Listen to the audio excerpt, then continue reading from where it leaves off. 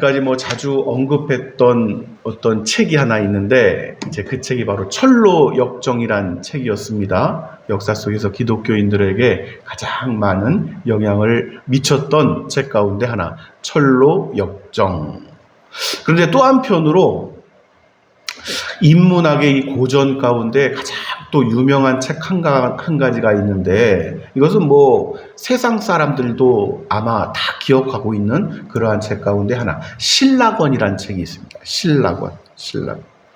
이 신라권이라는 책의 내용은 이제 어떤 내용인고 하니, 아담과 하와가 하나님으로부터 이제 이 인류의 첫 창조물로 하나님께서 지으심을 받았는데, 이들이 말 그대로 이를 실, 낙이 이제 낙원, 낙자죠. 낙원을 잃어버리기까지 어떤 과정. 사탄 루시퍼가 타락하고 난 다음에 하나님께 대하여 갖는 어떤 감정, 적대감, 또 한편으로의 어떤 낙심, 뭐 이런 것까지 포함해서 이 모든 과정들 가운데 이제 인류가 타락하기까지의 그 과정들이 아주 굉장히 한편의 이 장편 서사시처럼 쫙 아주 깊은 통찰력을 가지고 그렇게 이제 서술되어진 책. 이 책을 지은 사람이 이제 그 유명한 이제 밀턴이라는 사람입니다. 밀턴. 이 존 밀턴이라는 사람은 이제 그 역사 속에서 굉장히 이제 당대 최고의 이제 대학을 나왔던 사람이고, 아주 또 그 젊은 나이부터 이제 꿈과 야망과 또 이 사람이 가지고 있는 어떤 재능, 이런 것들이 아주 탁월한 어떤 것이 있었기 때문에 아주 뭐 정치적인 야망도 컸던 사람입니다. 근데 이 존 밀턴이 한창 나이죠. 44살, 44세에 시력을 완전히 잃고 맙니다.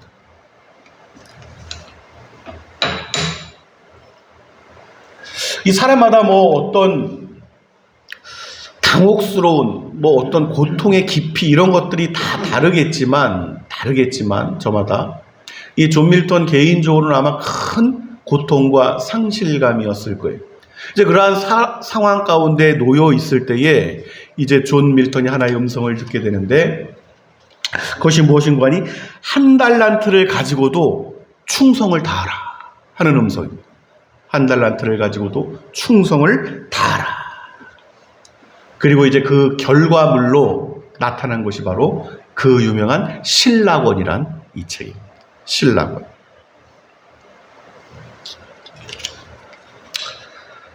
우리가 다 느끼는 거지만 저마다 뭐 나이가 많든지 적든지 간에 또 젊었을 때는 큰 소망을 가질 수도 있고, 나이가 들면서 그 소망이 쇠퇴해 갈 수도 있겠고, 또 어떤 사람은 어떤 환경 속에서 더 큰 꿈을 꿀 수도 있고, 어떤 사람은 더 작은 꿈을 꿀 수도 있겠지만, 소망 자체라고 하는 것은 굉장히 중요한 것입니다. 그 개인적으로.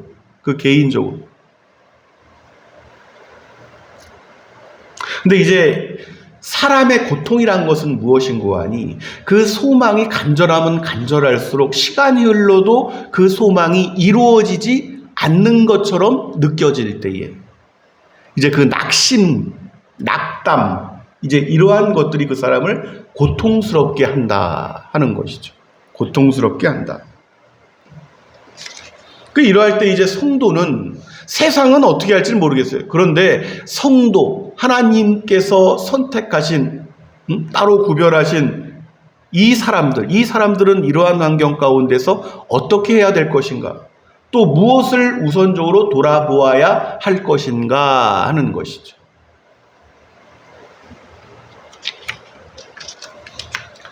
하나님의 사람들은 여러분, 하나님께 속한 사람들이에요. 할렐루야.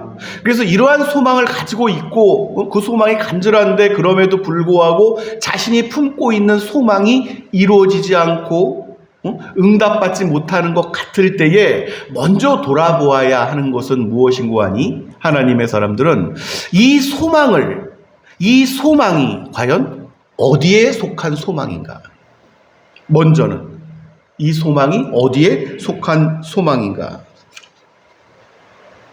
그것을 먼저 생각해 보는 것이고, 시간이 아무리 흘러도 이 소망이 듣거나 응답되어지지 않는 것 같을 때 이 소망을 한번 놔버리는 거예요. 내가 가정을 해서 이 소망을 놔버리면 어찌 될 것인가. 만약에 이 소망을 놔버림에도 불구하고 나의 영혼은 평안을 얻을 수 있겠는가? 나의 영혼은 여전히 이 나름대로의 만족감을 가질 수 있겠는가 하는 것입니다. 만약에 이 소망을 놔버리게 되면은 나의 영혼이 말로 닿을 수 없이 여전히 불안하고 그 평강을 잃을 것 같으면 이 소망은 붙드는 것입니다. 할렐루야? 그 소망은 붙드는 거예요.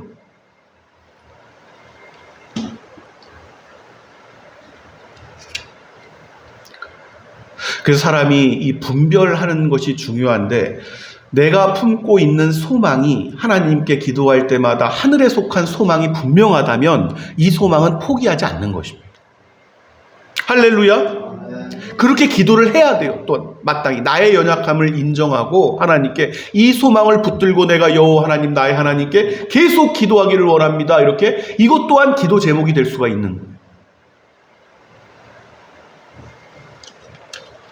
우리가 늘 자주 살펴보잖아요. 우리 주님께서도 말씀하시고 또 여호와 하나님께서도 이제 말씀하시는 그 많은 내용들 가운데 씨앗 뿌리는 이야기, 농부가 농사를 짓는 이야기가 많이 나오는 것은 이제 그러한 연유가 많이 있는데,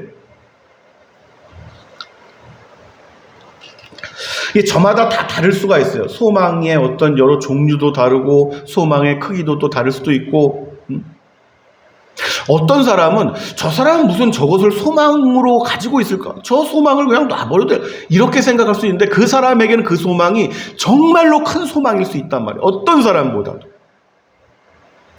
그 소망은 품고 있는 것입니다. 품어야 되는 것입니다. 이게 결실이 근데 다 다를 수가 있단 말이에요. 사람마다.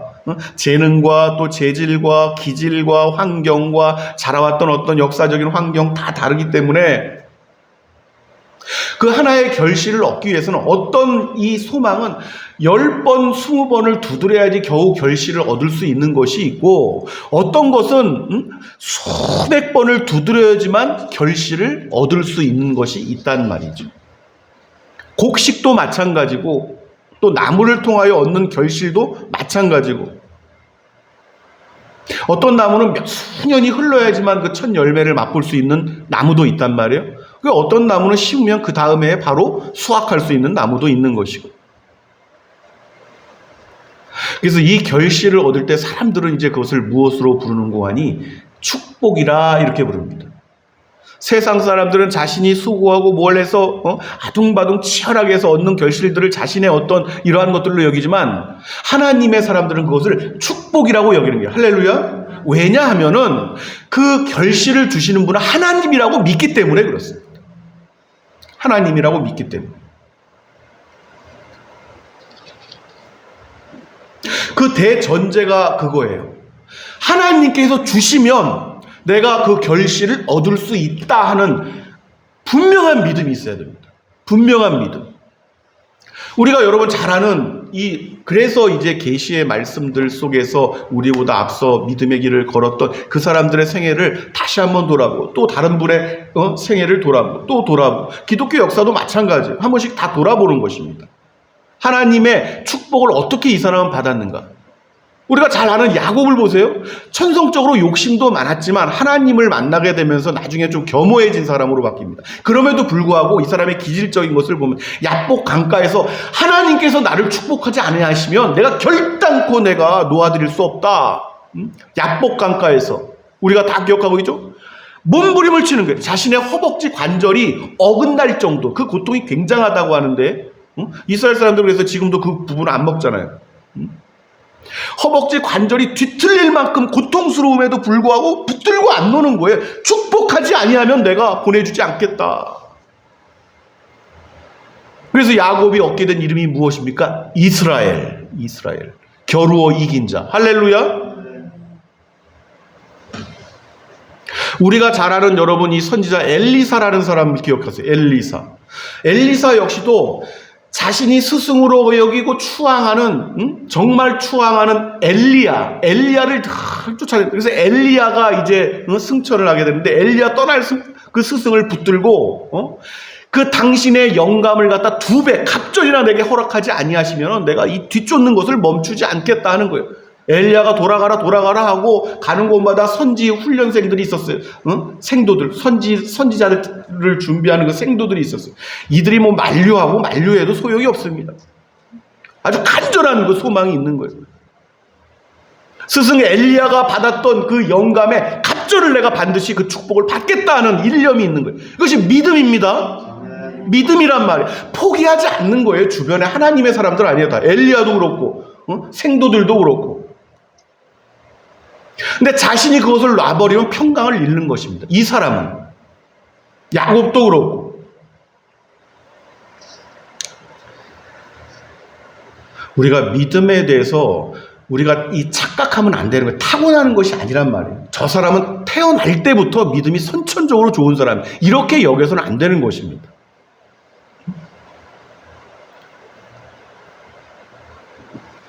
우리가 잘 아는 신약 성경으로 돌아서 삭개오도 마찬가지. 삭개오, 많은 사람들이 예수님을 쫓는단 말이에요. 예수님을 흠모하고 어떻게든 예수님이 무엇이나 말하는가 들으려고 물론 오병이어의 기적도 맛보았지만은 무리가 둘러싸일 때는 여러분 그 혈루병 걸린 여인도 마찬가지였고, 예수님 가까이 갈 수 있는 것은 생각지도 못하는 것이고, 여기에 더더욱 삭개오는 여러분 태어난 선천적인 게 키가 작았단 말이에요. 다른 사람들이 좀 멀리서라도 편히 볼 수 있는데 이 사람은 작아가지고 볼 수조차 없어요. 까치발을 들어도. 예수님을 꼭 한번 보고는 싶은데 삭개오가 포기했습니까? 그렇지 않단 말이에요. 다른 사람보다 열등한 못한 신체적 조건이라도 그 주변을 둘러봅니다. 내가 예수님을 어떻게 하면 볼 수 있을까? 이 뽕나무로 기어 올라가는 거예요. 할렐루야. 자신이 할 수 있는 것을 포기하지 않고 끝까지 한단 말이죠. 그럴 때 예수님께서 삭개오를 축복하십니다. 아브라함의 진정한 후손이 된단 말이죠. 아브라함의 진정한 후손. 믿음은 나는 이래서 안 돼, 나는 저래서 안 돼, 나는 이 감정적인 게, 나는 벌써 다른 사람들은 하나님을 사랑해, 나는 그런 마음 별로 없는 것 같아, 이렇게 해서 갈리는 게 아니란 말이죠. 그렇게 해서 저 사람은 기질적으로 원래부터 하나님을 잘 믿는 사람인가 봐, 이렇게 해서도 안 되고. 성경을 한번 보시란 말이에요. 성경을. 우리보다 앞서 살다간 믿음의 선진들, 성경 외에도 얼마나 많은 사람들이 증거하고 있습니까? 수시로 여러분께 안내하고 소개하는 이유가 바로 여기에 있는 것이고, 하나님의 은혜가 없다면 결단코 될 수 없었던 사람들이 너무너무 많이 있는 거예요. 너무너무 많이 있는 거예요. 저 같은 사람이 대표적인 사람이에요.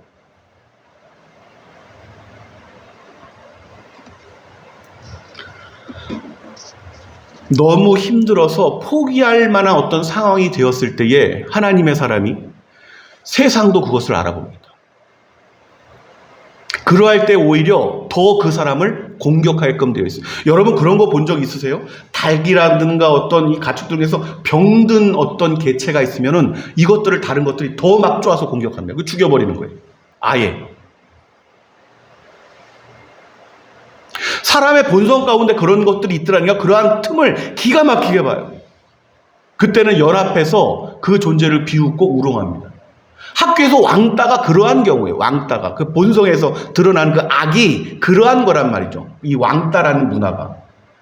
이 어른이 되면 여러분 성장하면 바뀔 것 같습니까? 세상의 정신으로 나이를 먹는다면 바뀔 것 같습니까? 그렇지 않단 말이에요. 직장 내 왕따가 똑같이 재현되는데, 그 왕따를 하는 존재들은 옛날에 학교에서 똑같은 짓을 했던 사람이 어른이 되어서도 그 행동을 반복하는 거예요. 그 행동. 겉으로 거룩한 척하고 점잖은 척하는 정치인들은 안 그럴 것 같습니까? 정치인들이 똑같은 그보다 더 야비한 짓들을 하는 거예요. 당에서 무리를 지어가지고 해가 될 것 같으면 출당시켜버리고.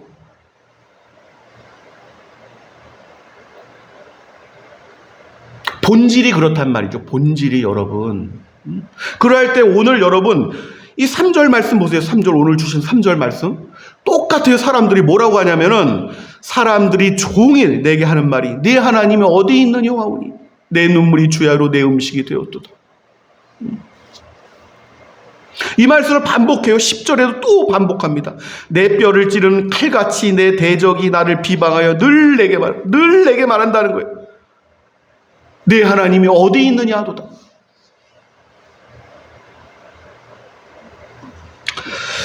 그런데 사랑하는 여러분, 그러한 때에 우리가 성경 시편 127편 1절 보면 이렇게 말씀을 하십니다. 여호와께서 집을 세우지 아니하시면 세우는 자의 수고가 헛되며 여호와께서 성을 지키지 아니하시면 파수꾼의 깨어 있음이 헛되도다. 할렐루야. 이러한 것들의 공격과 수비와 모든 이런 것들의 그 본질, 그것은 하나님께서 하신 거예요. 하나님께서. 그래서 사람이 나를 어찌할지라, 사람이 내게 어찌할꼬 하는 것입니다. 그들에게 드러내진 않지만, 너희들이 나를 어떻게 할 건데 이렇게 하지 않지만 그 속 사람은 그렇단 말이에요. 사람이 내게 어찌할꼬.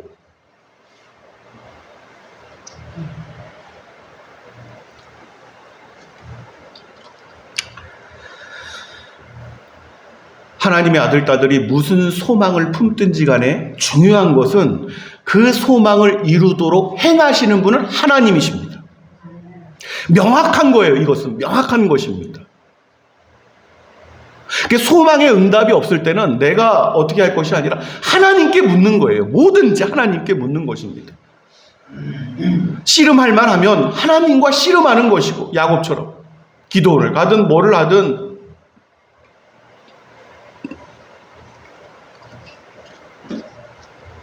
우리가 분명히 고백을 해야 돼. 내 소망의 결실은 하나님께 달려있는 것이구나. 하나님께. 그 내가 할 수 있는 최선은 뭐예요?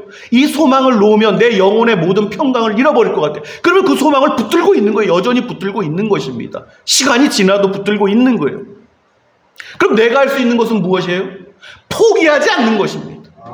포기만 하지 말라는 게, 포기만 하지 않으면은 그 결실은 분명히 하나님께서 행하실 것이다 하는 것이죠.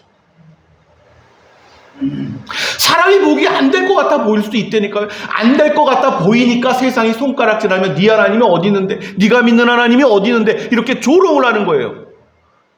지들 보기에 눈에도 그게 될 것 같으면 그 조롱을 하겠어요?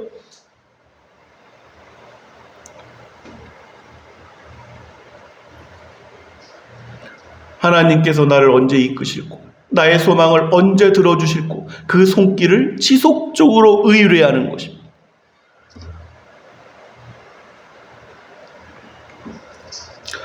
사랑하는 여러분, 우리의 소망들이 저마다 다 다르겠지만, 또 인내해온 시간들도 다 다르겠지만 너무 조급해하지 않는 은혜가 있으시기를 바랍니다.